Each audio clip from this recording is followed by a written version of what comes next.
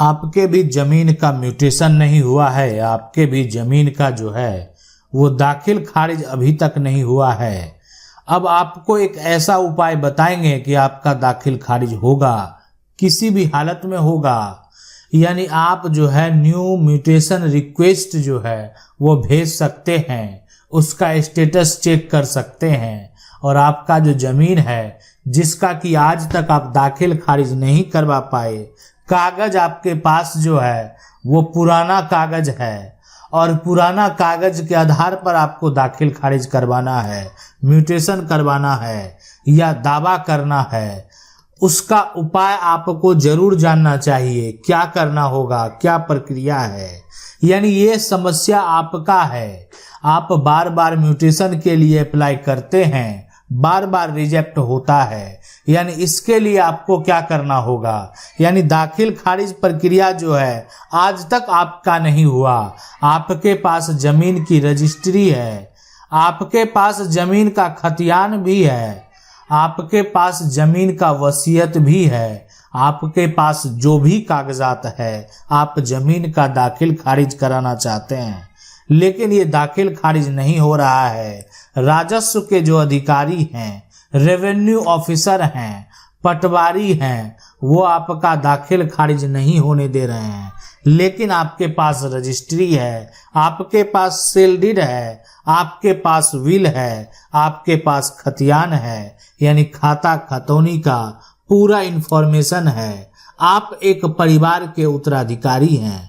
ये सब कुछ होने के बावजूद भी अगर दाखिल खारिज नहीं हो रहा है, म्यूटेशन नहीं हो रहा है, तो आपको क्या करना है, क्या प्रक्रिया है, आपका ही ये समस्या है, आपका ही ये सवाल है।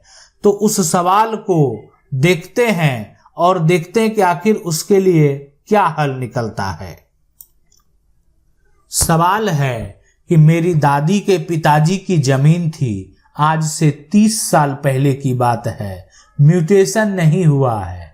आप समझ सकते हैं कि बात जो हो रही है ये दादी के पिता की बात हो रही है। दादी के पिता का मतलब जो जमीन है ये इनकी दादी को मिला। अब इस जमीन के साथ क्या हुआ, इस जमीन की अगर बात करें तो इसका आज तक जो है वो दाखिल खारिज नहीं हो पाया है। आखिर क्या इसका दाखिल खारिज होगा। देखें, आपके जो दादी हैं, अगर उस दादी के पास जो कागजात हैं वो कागजात होंगे तो दाखिल खारिज होगा, कागजात नहीं होंगे दाखिल खारिज नहीं होगा।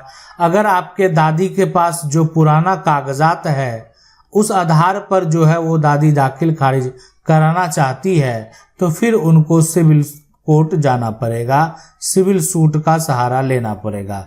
यानी आप जो दाखिल खारिज कराने जा रहे हैं या कराने का सोच रहे हैं वो पुराना कागजात के आधार पर सोच रहे हैं। अब यहाँ पर देखने वाली बात है कि अगर नया कागजात है, यानी जमीन का जो कागजात है वो नया है, और नया कागजात अगर दादी के नाम है तो फिर आप जो है उस म्यूटेशन के लिए अप्लाई कर सकते हैं। आप एक अमीन का सहारा ले सकते हैं। जमीन का एक कागजात जो है आप कह सकते हैं कि आप एक पंचनामा बना सकते हैं। पंचनामा बनाने के बाद जो है आपको क्या करना है, ऑनलाइन जो है उत्तराधिकारी होने के नाते दाखिल खारिज के लिए अप्लाई कर देना है। यानी ये प्रक्रिया तब करना है जब कागजात नया हो।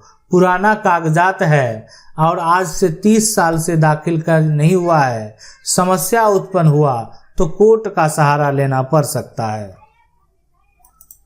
सवाल है कि मेरे पिता को दारू पिलाकर पूरा खेत कोई अपने नाम करवा लिया। मैं आपको बता दूं, जो पिता हैं, अब पिता को क्या किया कि दारू पिला दिया गया और पूरा खेत जो है अपने नाम करवा लिया गया।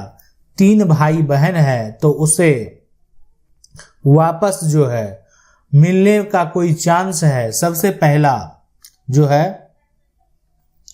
कि ये पिता के द्वारा जो जमीन की रजिस्ट्री की गई, जमीन जो लिख दिया गया, तो वो क्या हुआ, सबसे पहले उसको अगर यहाँ पर देखें कि ये जमीन है, इस जमीन की रजिस्ट्री हुई, पिता ने की, पिता नशे के हालत में थे।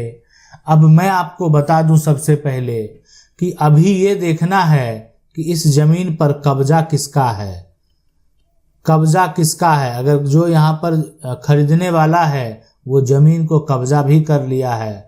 अब 3 भाई बहन हैं। अब आपको तो ये साबित करना होगा कि जो भी हुआ, यानी पिता को जो है शराब के नशे में ऐसा किया गया। अब रही बात, ये मामला जब भी हो तो इस मामले को अगर आप कोर्ट ले जाएंगे तो ये बात साबित करना होगा कि जो भी हुआ है धोखा हुआ है। अब आप कहेंगे ये साबित होगा कैसे? तो देखें, साबित इस तरह से होगा कि पिता हैं और जब एक तरह से एक नोटिस इनको जो है या इनके द्वारा आप जो आपके पिता भी जीवित हैं उनके द्वारा जो जमीन की रजिस्ट्री कराने वाले हैं उनको भेजा जाएगा। आप जो भी उसमें अपना दावा पेश करेंगे, उस केस में उन्होंने जो पैसा दिया उस पैसे का सबूत दिखाना अगर पड़ेगा। जो विक्रेता है, विक्रेता जमीन अगर खरीदा है तो वो पैसा कहाँ से लाया, पैसा कैसे दिया, पैसा जो है कैसे दिया और कितना दिया, ये सारा कुछ पता होना चाहिए, नहीं तो समस्या उत्पन्न हो सकता है। तो इस तरीके से हो सकता है कि इसकी जीत हो जाए। तो एक तरीका है, यानी ऐसा अगर आप करते हैं, कानूनी सहारा लेते हैं, मामला कोर्ट में लेकर जाते हैं, तो ये एक प्रयास है, हो सकता है कि संपत्ति वापस मिले। अब यहाँ पर मामला बहुत साल पुराना है, जमीन भी आपके कब्जे में नहीं है और ये इस बात की अगर बात कर रहे हैं, इस बात का 20 साल बीत चुका है, इस बात का 25 साल हो चुका है, तब आप इस संपत्ति को इतनी आसानी से वापस प्राप्त नहीं कर पाएंगे। सवाल है, सर मैं बिहार से हूँ, जिला मधुबनी, थाना रुद्रपुर जो भी है, जिससे मैं जमीन खरीदा था उस जमीन को दोबारा दूसरे आदमी के नाम से बेच दिया गया, अब क्या होगा? देखें, मैं आपको बता दूं सबसे पहले कि ये जमीन है, इस जमीन का एक जो है विक्रेता होगा। अब इस जमीन को एक खरीदने वाला क्रेता होगा। अब यहाँ पर जो विक्रेता है, अगर ये विक्रेता आपको जमीन बेचा तो अब ये अगर इसकी रजिस्ट्री हो गई, यानी ये कागजात जो है वो बन गया, ये रजिस्ट्री जो है यानी हो गई, सारा कुछ मेंशन हो गया, तो अब इस विक्रेता का या विक्रेता के बेटे का या इनकी पत्नी का, इनकी बेटी का, सबका अधिकार खत्म हो चुका है। ये दोबारा इस जमीन को नहीं बेच सकते हैं। अगर ऐसा करेंगे तो ये करना अपराध है, इनको नहीं करना है ऐसा। तो अब यहाँ पर जो बड़ा सवाल है, लेकिन अगर ऐसा कर दिया तो ये एक धोखाधड़ी है, जालसाजी है। अगर आपका जो रजिस्ट्री है ये मान्य होगा, आप जो है उस व्यक्ति के ऊपर सिविल कोर्ट में ये फर्जी रजिस्ट्री जो किया गया है, विक्रेता के द्वारा दोबारा किया गया है, आप सिविल कोर्ट में केस फाइल करके उसको कैंसिल करा दें और ये जो व्यक्ति आपके साथ धोखाधड़ी किया है उस पर भी आरोप लगाकर उसको जेल का रास्ता भी दिखा दें। ऐसे धोखेबाज जो जालसाजी करने वाले हैं, अगर उसका मामला कोर्ट में चला जाएगा तो उसको पता नहीं कि उसको सजा भी होगी और जुर्माना भी भरना पड़ेगा।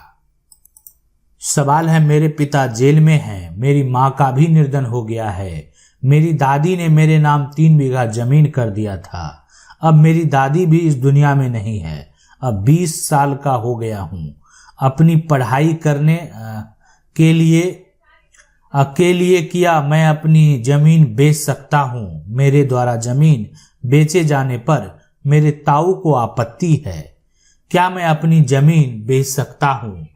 देखें, अगर जो दादी है वो आपके नाम अगर जमीन कर दी है तो अब आपको इस जमीन को बेचने से कोई नहीं रोक सकता है। आप बेच सकते हैं, आपको अधिकार है बेचने का। अब बाद में जो भी हो, जो भी दावा करे, जो जिसका भी शेयर हो, ये मामला कोर्ट का है। लेकिन वर्तमान में अगर देखा जाए तो ये जमीन आपके नाम है, आपके पास इस जमीन का टाइटल है। आप उस जमीन को जब भी चाहे बेच सकते हैं, आपको कोई रोक नहीं सकता है। यदि 4 बुआ है, उनमें 2 मर गई है और एक बुआ जो है, एक भाई कुछ जमीन लिखवा लेता है, तो क्या होना चाहिए, क्या होगा? तो अब यहां पर देखें 4 जो है वो बुआ है।